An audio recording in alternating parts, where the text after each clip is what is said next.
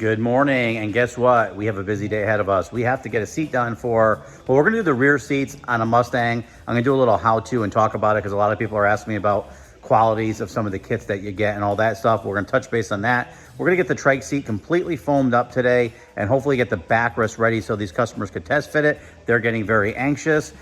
It is a pain in the tail job, and I get it that it's taking a long time, but find someone else to do it. It's not an easy task, and we're doing the best we can. We also have a bunch of regular seats to get done, some other stuff. I need to go on vacation. I'm very desperately in need of a few days off or something. My wife and I were supposed to take off the 4th for this weekend, and unfortunately, she had to go into work to deal with some issues, and I just don't have I can't take the time off yet, so we have to postpone it. But I bet you'll notice a difference in me when I'm gone for a week or 4 days or whatever, and then come back. Hopefully, I think it's going to rejuvenate. Let's go over and get going on the trike. We're about to trim out the trike seat hand. We're going to do a really rough trim, put it back on the bike, and then find all of our center lines. Here we have the pan with a really rough fit. Goes into the groove, but it's a little long. We're going to mark all the center points, and then we'll be able to trim her up. All right, so I have my shape that I want over here, and I have my center line shape. I'm going to transfer this over to the other side. The way I do that is I'll just take my center line, and I'm going to measure out. This is going to be 1, 2, 3, 4 and 3/8. Now I'll go 1, 2, 3, 4, 1, 2, 3/8, which I actually have the mark right there, and we'll bring it back. This is 4, 1, 2, 3, 4, so on and so forth. I'm going to do this all the way across here. What I'm going to do on this is I'm going to cut most of this out, but I'm going to leave this together in a couple of sections. I want to foam them both together so that they actually have a flow together. I really can't visualize this. It's just one of those things that's like, different for me. So I got to kind of make it and see what it looks like. Part of it's exciting because you want to see what it looks like. The other part of you is like, don't mess this up because you're actually doing a video on it. Let's see what we can do.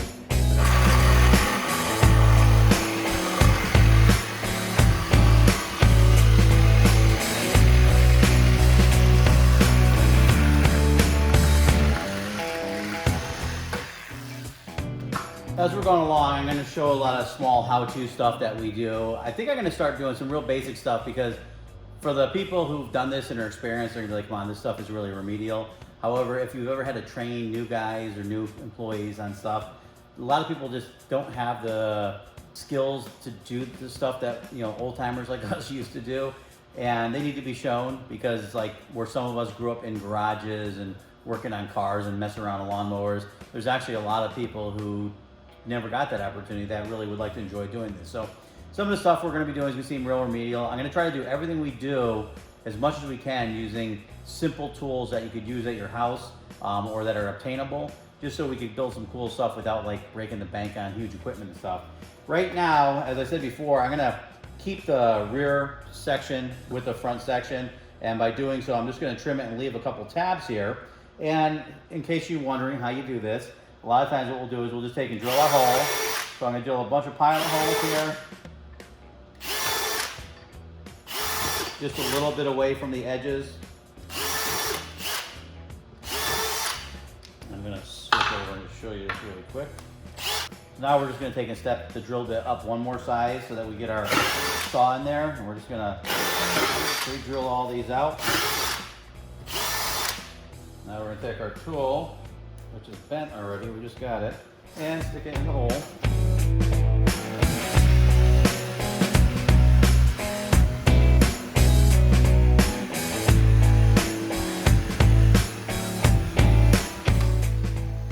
like that. Now we have this over here, and it's still held on, so after we foam it, we'll just come from the backside and cut these few little tabs off, but it will stay together. You know what we're going to do, because we have some damaged tools here, we're going to go over and do some basic tool knowledge.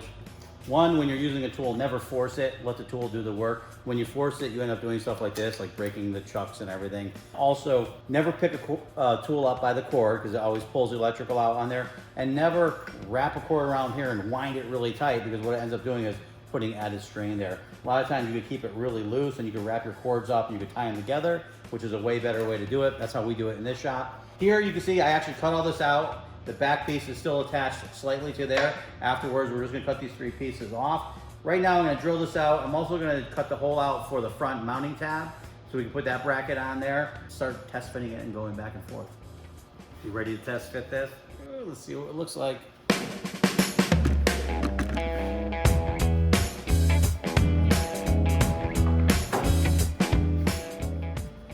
I did a couple of small 1/8" pilot holes here. I put tape behind it. You see the tape behind it? I just want to poke it and see exactly where we are. 2. Okay, so now I can see exactly where we are. And let me mark this so you can see it. I'm just going to mark around here. So this continues down here and goes around here. So you can see this here is the hole I put in there, and it's actually a little low, which is good, because when we do, if this was perfectly in the center of where we have to go, when we put the bottom materials on the seat, we wrap all the vinyls and everything underneath it, the seat's gonna go up a little bit. So this actually works good in our favor. So now when we if we use that same hole that we just piloted, we're gonna end up going up about probably 1/8 inch, which will put us in the dead center of that hole. And this side is pretty much the same thing. It's about 1/16 inch lower, which is perfect. What I'm planning to do is put a male end on our seat pan so it slides through this hole and slides back, and we'll kind of lock it in here. We'll put like a plate on the back of it. We're also have a bolt through here, and we might do something that goes underneath here that bolts to the seat as well. This way, when she leans back, it's completely secure by the motorcycle itself. Okay, so now my hands are full. I have to grab this. We're gonna throw it to the shop next door, and I have to grab you. All right, so now I'm gonna put aluminum here and aluminum here so that we could drill and tap it and bolt our brackets to it. What I'm thinking is we're gonna have a bracket that bolts to the factory here, and this bracket's also gonna be able to bolt to that same hole, and then we're gonna make our brackets here that slide in. And now I'm just gonna rough place our brackets so I know this is the hole. And I'm gonna put our brackets where they're gonna be. So that tells us where the aluminum has to be. So I'm just gonna put the aluminum here. This way we could drill and tap it. And then we're gonna do the same thing down here, center, so we could drill and tap it. Okay, so I'm just gonna transfer our center line on here using a straight edge. Metal straight edges, wood yardsticks aren't straight edges. Okay, I'm gonna take our bracket again, put it in a hole, exactly where the hole is that we have.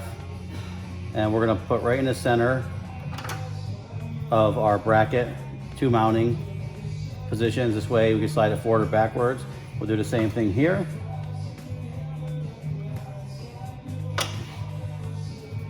So now we have our center point with our points. We're gonna drill those and tap those 1/4-20.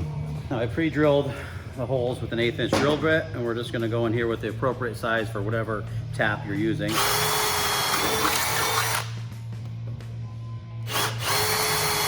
You see, we're just doing this all with a regular screw gun. We could use drill presses and all that, but we don't need to. So now we're gonna tap it out, and you could use like cutting oil and all that stuff, but this is aluminum and it goes through really quick.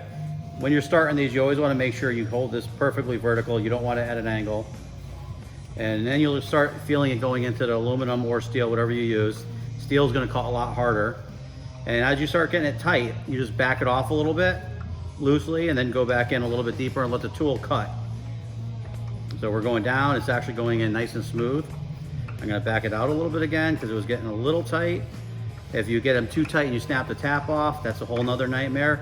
Now I'm just gonna make sure it goes all the way through and back it off, keeping it perfectly vertical. If it's at an angle, that means your screws are gonna have to go in an angle. And this is a quick and easy way so you don't have to jig it or fixture it. I'm gonna just go through and hit the rest of them, and then we'll be moving on. Now that I have the pilot holes here still drilled, we're gonna have to run and grab some specialty hardware. I don't have it here. We could make something up, but I'm hoping the hardware store has something that we could already use that's sleeved and will slide in that back groove. Okay, so I came to Ace because they seem to have a better selection here. What do we got? Oh, here's something.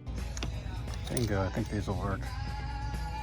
Okay, so they had some of what we needed, but now I gotta go to Lowe's. I know Lowe's has these sleeves that are chrome. I wish they had them here, but let's go. Okay, let's see if Lowe's has it.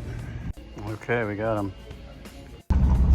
pulling back into the shop. I think I'm gonna actually test fit this stuff we just got. My plan is to try to swap this around so the plastic side's on the inside, and that's what rests against the fender. And then we got the sleeve. Well, actually, let me show you on the bike. Okay, let's see in real time here. So what I was hoping would happen is this would slide in there, which it does. Now if you see that. So this will just slide in there and lock in. But I don't want metal to metal. What I want is that plastic on the other side, hopefully. So I'm looking at that sleeve there, and the sleeve's way too long. So let me see if we can flip this around, then we're gonna have to test fit it again.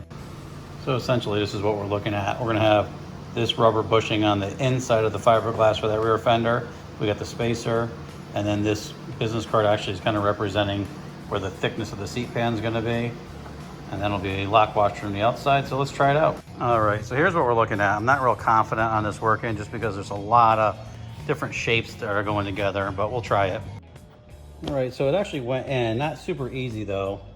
I'm gonna have to disconnect that back and kind of X my plan to mold them together. So I'm gonna trim this and then we're gonna go put the other side on. Okay, while I'm doing this, I'm gonna end this video here. Please remember to like, share, subscribe, and stay tuned for the next video to see how far we get.